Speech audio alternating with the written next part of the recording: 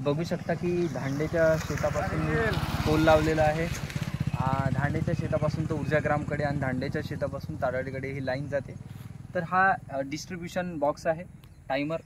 और याच्यामध्ये हे 3 सप्लाय आहे। हे 3 सप्लाय काढल्या गेले, त्याच्यामुळे तिकडली जे केबल बाहेर काढल्या गेल्या होत्या आणि केबलचं जो कवरिंग होतं ते कोणीतरी ज्या व्यक्तीने ते केबलचं कवरिंग कापलं, त्या केबलला चिरे मारले, त्याच्यामुळे सप्लाय लाईनचा चालू होता। मग आमच्या लाईन कर्मचारी आणि आमच्या कर्मचारीने हे येऊन हे केबल काढले, त्याच्यामुळे लाईनचा सप्लाय बंद झाला।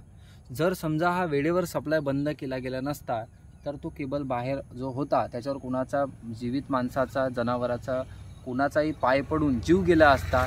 जीव जायला काही वेळ लागत नाही। तर म्हणून हे असं ज्याने कोणी काम केलं असेल असं करू नये। हा करणारा खरंच मूर्ख माणूस आहे। मूर्ख जो कोणी व्यक्ती असेल तो मूर्ख आहे।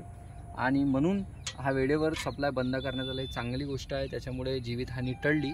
आणि हे जे 3 सप्लाय बघू शकता जे आता लावून आहे, इकडले धांडेपासून तर तारळीकडे जाणारे आहे आणि हे सुरू आहे। आता लवकरच हे केबलचं काम 100 ते 125 फूट केबल लागणार आहे। लवकरच हे नवीन केबल आता टाकावं लागेल। ग्रामपंचायतला भुर्दंड बसतो आहे, आमचे माणसं यात गुंतणार, लाईनमन गुंतणार, बाकीचे कामं आणणार, ही एक वेगळी गोष्ट। पण आता हे शेवटी पर्यायाने करावं लागेल। पण तुम्हा लोकांना एक विनंती आहे की हे सर्व हे जे बटन दिसत आहे, वायर दिसत आहे, सर्व तुमच्या आमच्या पैशातून, हे तुमच्या आमच्या टॅक्समधूनच आले आहे। म्हणून आपला पैसा आहे हा।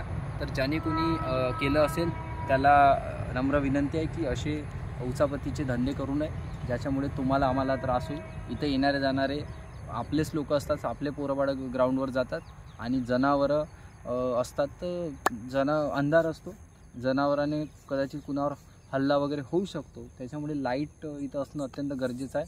म्हणून या विद्युत पुरवठा खंड करण्यात कोणी अडथळा आणू नये आणि ज्याने कोणी आत्ता हे केलं असेल त्याच्यावर कारवाई झाली पाहिजे।